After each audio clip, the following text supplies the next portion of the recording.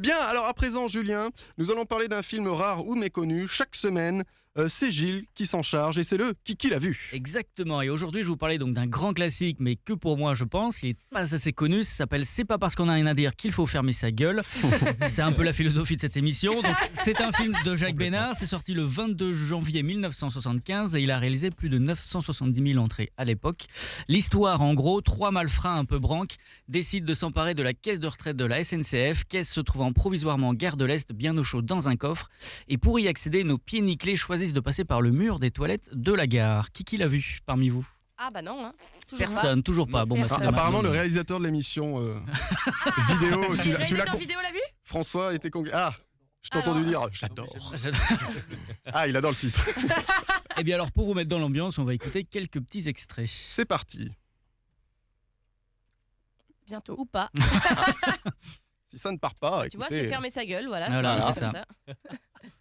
Alors, non, mais je vais vous le lancer. on va meubler en attendant. C'est avec qui Alors, ce c'est film, une dis histoire donc d'un Ah, mec mais c'est qui que j'annonce plus tard. C'est Ah du coup, ouais. voilà, Donc, ça me casse tout mon truc. on va pas fermer notre gueule surtout. Non, vas-y, On va parler. tu Léa, peux meubler. j'avais Hein. une blague de bonhomme de neige. Ah oui, alors C'était pas mal. que dit un bonhomme de neige à un autre bonhomme de neige? Ça sent la carotte. On est gentil parce qu'elle nous l'a fait tout à l'heure. Voilà. Non, mais sinon, je parle du film. Non, et puis non, on c'est met bon, l'extrait à la fin, on c'est est. bon. Ah, on y est. Voilà.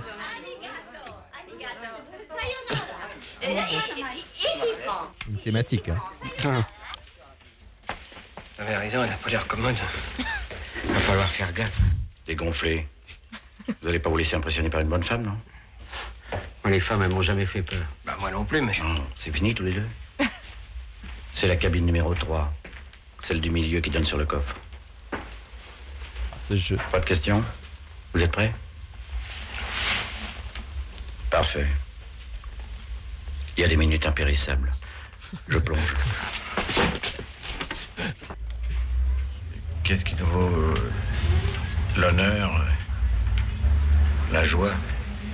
Imaginez-vous que, pas plus tard que la nuit dernière, des individus ont percé le mur de mes toilettes. Oh, les vandales. Vous avez vu à la télé, et vous n'aviez rien vu et rien à dire. Oui, mais ce n'est pas parce qu'on n'a rien à dire qu'il faut fermer sa gueule, n'est-ce pas? Et voilà, on a l'explication. Alors, petite anecdote pour commencer. L'idée du film est de Christian Clavier, Thierry Lhermitte et Gérard Jugnot. L'idée seulement, explication. En 1975, alors que leur carrière ne se limite qu'à quelques spectacles, l'équipe du Splendide rêve d'ores et déjà de cinéma. Amour, coquillage et crustacés qui deviendra ensuite Les Bronzés n'a toujours pas été conçu que Lhermitte, Jugnot et Clavier écrivent un énième scénario. D'autres sont restés dans les cartons, sobrement intitulé « C'est pas parce qu'on n'a rien à dire ». Qu'il faut fermer sa gueule, donc personne ne suit. Clavier le propose à son oncle, Yves Rousserroir, producteur du célèbre Emmanuel au succès pharaonique. Mais l'homme exige une intervention de Jean Alain, l'un des scénaristes et dialoguistes attitrés de Louis de Funès, notamment sur la trilogie Fantomas, et de Jacques Bénard, réalisateur de classiques indémodables tels qu'Estoufade à la Caraïbe, Le Grand Restaurant et Le Fou du Labo 4, soit un cinéma de papa aux antipodes de la jouvence splendide.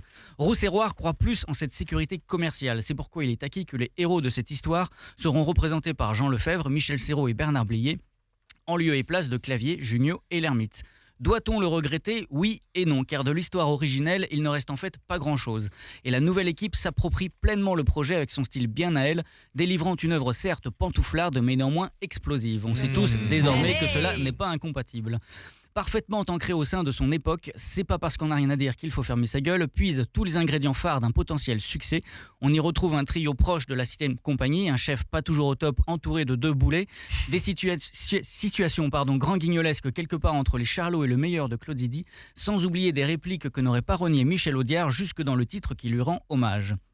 Seule trace en définitive de l'univers Clavier, Jugnot, Lhermitte, Tila Shelton, leur prof de théâtre, future Tati Daniel, ici postée derrière le tablier d'une dame pipi.